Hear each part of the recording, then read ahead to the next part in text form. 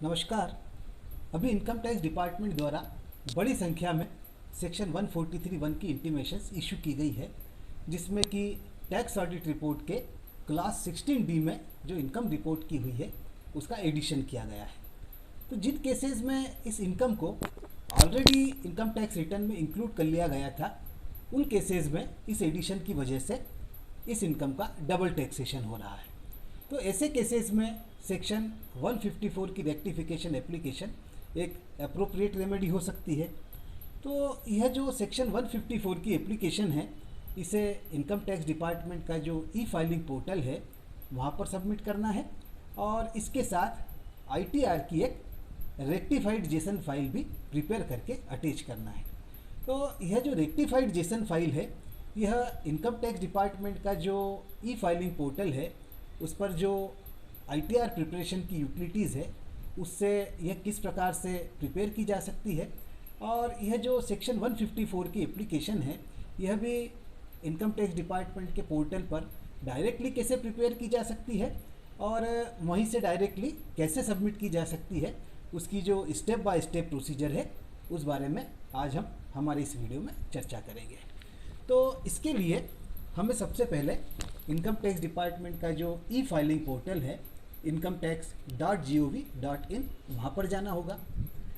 मैंने इस पोर्टल को अपने कंप्यूटर सिस्टम पर पहले से ही ओपन कर रखा है। हमें यहाँ पर लॉगिन नहीं करना है, और होम पेज का जो टॉप मोस्ट पार्ट है वहाँ पर हमें एक ब्लू कलर की रिबन दिखेगी। इसमें जो सेकंड लास्ट आइटम है डाउनलोड, हमें उसे क्लिक करना है। क्लिक करने पर यहाँ पर डाउनलोड पेज ओपन हो गया है। यहाँ पर हमें डिफ़ॉल्ट असेसमेंट ईयर 2022-23 को 2021-22 से चेंज करना है, क्योंकि अधिकांश केसेस में जो इंटीमेशन है वह इसी असेसमेंट ईयर से संबंधित है। अगर हमारे केस में एप्लीकेबल आईटीआर फॉर्म 1 to 4 है तो हमें कॉमन ऑफलाइन यूटिलिटी डाउनलोड करना है, और अगर एप्लीकेबल फॉर्म 5, 6 या 7 है तो उसके लिए यहाँ पर separate individual ITR preparation utilities दी हुई है।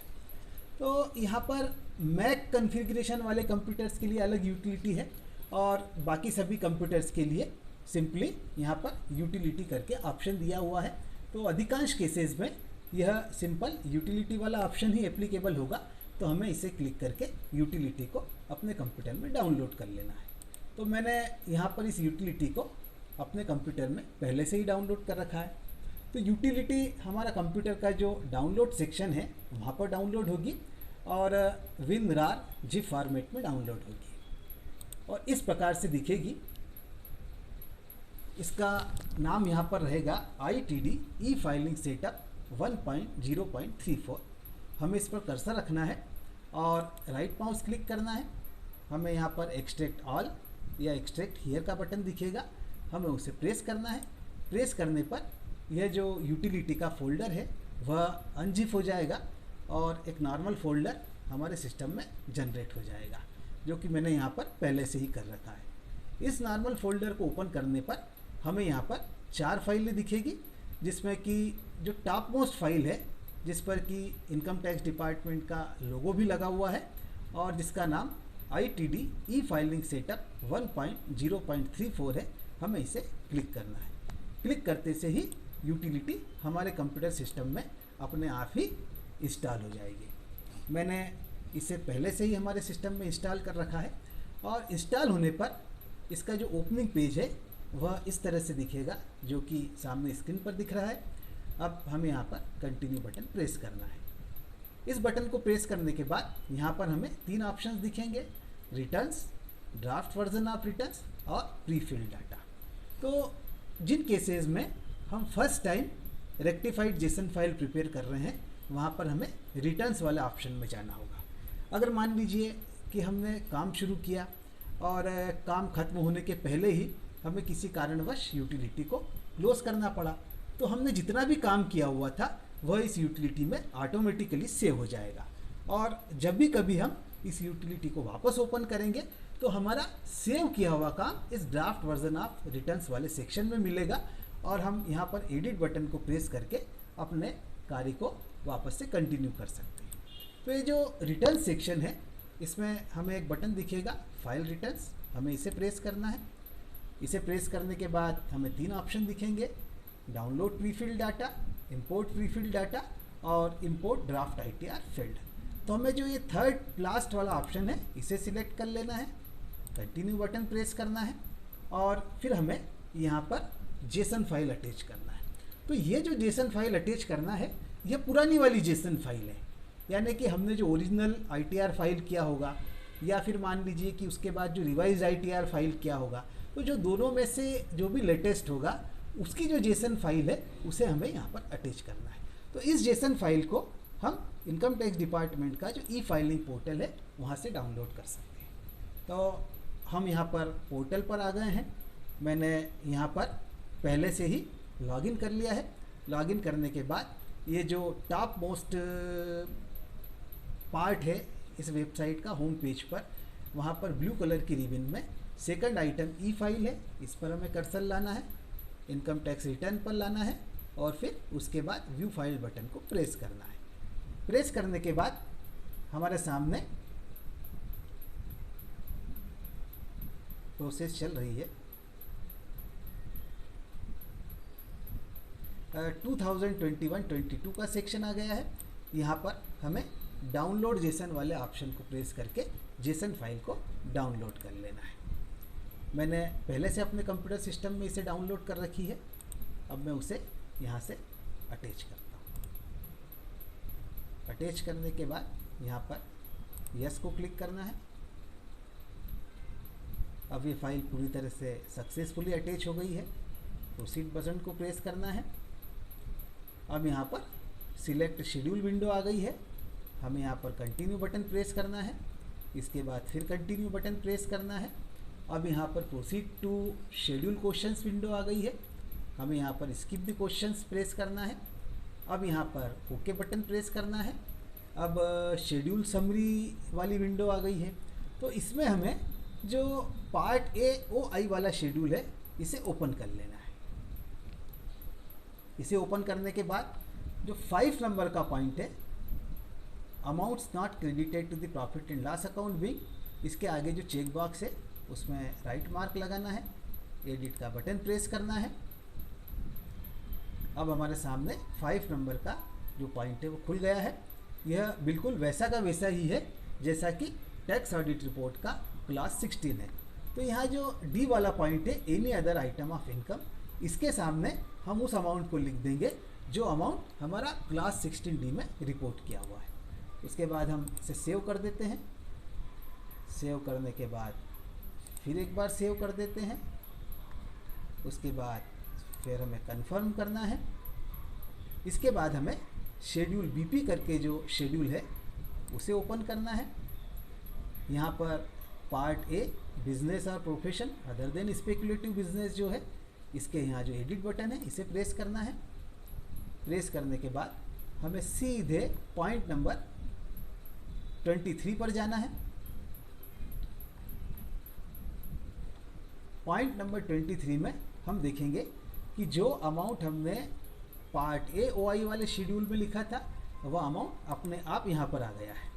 अब इस अमाउंट के यहाँ पर आने से जो हमारी बिजनेस प्रोफेशन की इनकम थी वह इतने अमाउंट से बढ़ गई है। तो अब हमें इतने ही अमाउंट का यहाँ पर इसी शेड्यूल में डिडक्शन करना है, और वह डिडक्शन किस पॉइंट में होगा, कितना होगा, यह इनकम के नेचर पर डिपेंड करेगा। मान लीजिए कि ये जो अमाउंट है यह किसी अन्य हेड में चार्जेबल है, तो फिर हम यहाँ पर बिजनेस प्रोफेशन शेड्यूल के ही पॉइंट नंबर 3 में आएंगे, एडिट बटन को प्रेस करेंगे। मान लीजिए कि वह अमाउंट क्लास 16D वाला जो है वह सैलरी में चार्जेबल है, तो हम यहाँ सैलरी वाले पॉइंट में लिख देंगे। मान लीजिए रेंटल इनकम है तो उसे हम हाउस प्रॉपर्टी वाले क्लास में 3B में लिख देंगे। कैपिटल गेन वाला होगा तो 3C में लिख देंगे, या अदर सोर्स वाला होगा तो 3D के सब क्लास 1 या सब क्लास 2 में लिख देंगे। मेरे केस में वह other than dividend income other source था, और इसमें पहले से ही कोई अमाउंट था, तो मैंने 96,000 वाला जो अमाउंट था उससे उस ओरिजिनल अमाउंट को इंक्रीज़ कर दिया है। तो आप लोग कृपया इस 5,60,000 के अमाउंट से कंफ्यूज ना हो। इसे मैंने सेव कर दिया। अब एक बात और है कि मान लीजिए कि वो जो क्लास 16D वाला अमाउंट है उसमें कोई एग्जेम्प्ट इनकम शामिल है या कोई एग्रीकल्चरल इनकम शामिल है, तो फिर हम उसके लिए पॉइंट नंबर 5 में आएंगे। पॉइंट नंबर 5 में हम देखेंगे कि जो क्लास ए है, share of income from firm, यह पार्टनर के हेड्स में एग्जेम्प्ट होता है। तो अगर ऐसा कोई अमाउंट है तो हम उसे यहाँ पर लिख देंगे। अगर कोई और एग्जेम्प्ट इनकम है जैसे कि एग्रीकल्चर इनकम है, पीपीएफ का इंटरेस्ट है, तो हम उसे 5C में लिख देंगे। यहाँ मेरे केस में कोई भी अमाउंट नहीं है, मैं इसे डिलीट कर देता हूँ, सेव कर देता हूँ। कई बार ऐसा अमाउंट भी होता है जो न कि किसी अन्य हेड में टैक्सेबल है और न ही वो एग्जेम्प्ट है, परंतु फिर भी वह एसएससी के हेड्स में चार्जेबल नहीं है। तो मान लीजिए कि किसी पार्टनर को अपनी पार्टनरशिप फर्म से कोई इंटरेस्ट या रेमुनरेशन मिला और पार्टनरशिप फर्म को उस अमाउंट का कोई डिडक्शन नहीं मिला, या हम कहें कि पार्टनरशिप फर्म के हेड्स में वो अमाउंट अलाउ नहीं हुआ है और पार्टनरशिप फर्म ने उस पर टैक्स दे दिया है, तो ऐसा अमाउंट जो है पार्टनर के हेड्स में टैक्सेबल नहीं है। तो ऐसा अमाउंट अगर क्लास 16D में रिपोर्ट किया हुआ है तो उसे हम यहाँ पर पॉइंट नंबर 32 में रिड्यूस कर देंगे। तो ये एडजस्टमेंट करने के बाद हमारे बिजनेस प्रोफेशन की इनकम जो ओरिजिनली थी वह ऐसी की वैसी वापस से आ जाएगी। हम इसे यहाँ सेव कर लेते हैं। सेव करने के बाद कंफर्म कर लेते हैं। कंफर्म करने के बाद वापस से शेड्यूल समरी हमारे सामने आ गई है।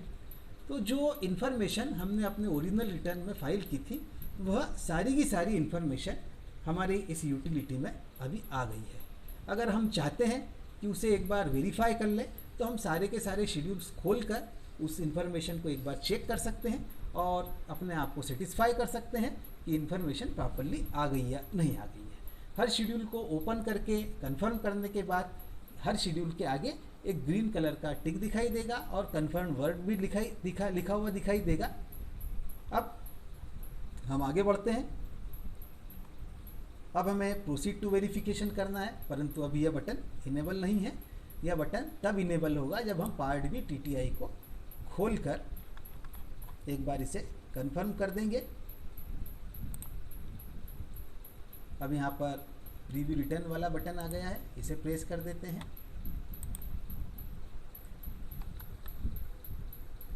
आगे स्टेप बाय स्टेप प्रोसीड करते हैं। प्रोसीड टू प्रीव्यू बटन को प्रेस करते हैं। यहाँ पर रिटर्न फॉर्म जनरेट हो गया है, इसे अगर हम पढ़ना चाहें तो पढ़ सकते हैं। फिर हम प्रोसीड टू वैलिडेशन की तरफ आगे बढ़े। यहाँ पर हमारा वैलिडेशन सक्सेसफुल हो गया है।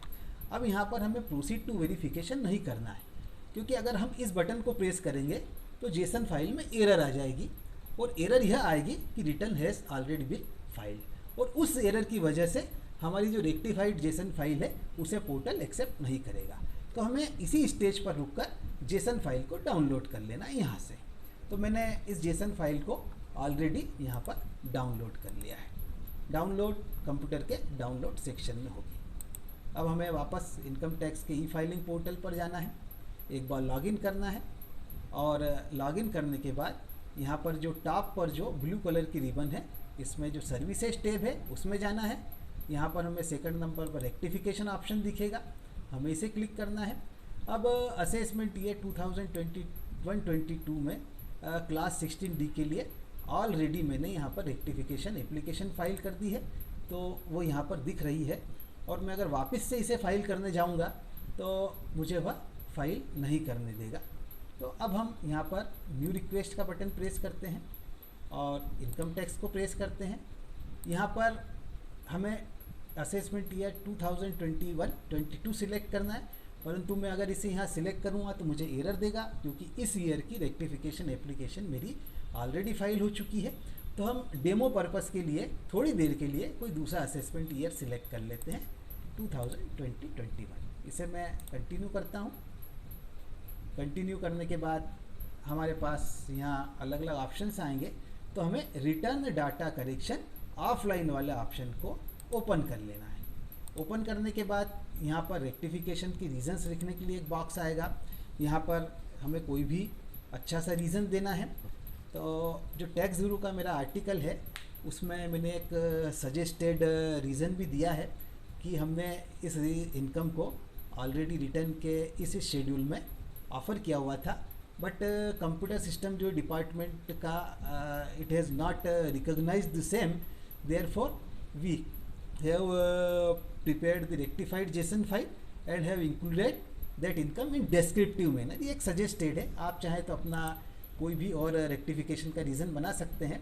तो जो हमने जेसन फाइल प्रिपेयर की है रेक्टिफाइड, उसे हमें यहाँ से अटैच करना है, और अटैच करने के बाद हम उसे सेव भी कर सकते हैं अगर हमें तुरंत सबमिट नहीं करना हो तो, और सबमिट अगर करना हो तो हम यहाँ से सबमिट बटन प्रेस कर सकते हैं।